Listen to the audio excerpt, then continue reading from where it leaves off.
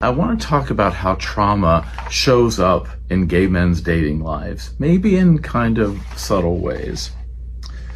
Now, what we mean by trauma is not just a big event like a car accident or being a survivor of abuse or surviving a natural disaster.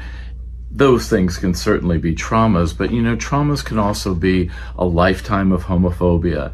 It can be growing up over a long time in an abusive household. It can be having a history of relationships where there was some kind of a betrayal or dishonesty or even violence or some kind of weird oppressive behavior.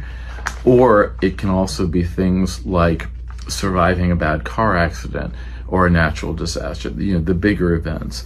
And some would say culturally, a lifetime of gay men and LGBT minority stress can also be a trauma. Now, how does this show up in our everyday lives or in dating? One of them can be what's called hypervigilance, kind of a fancy word for being on edge. Hyper meaning, elevated.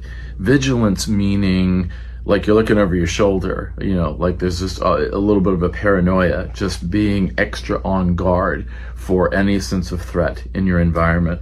So the way that might show up in dating would be always scanning for rejection. What did he mean by that? Is he going to break up with me after this date? What if I said the wrong thing?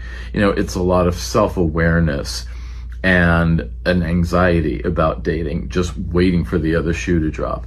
That kind of hypervigilance could be, not always, but it could be a sign that you're a survivor of some kind of trauma, and that's the way it's showing up in your dating. It could be not letting anybody get close. If you're a survivor of trauma, your psychological defenses are activated, and so you might be more reluctant to let somebody get close because closeness equals danger. If you were mistreated or abused by, say, a parent or a former partner or a boss or a teacher or a coach, those are all kind of authority figures.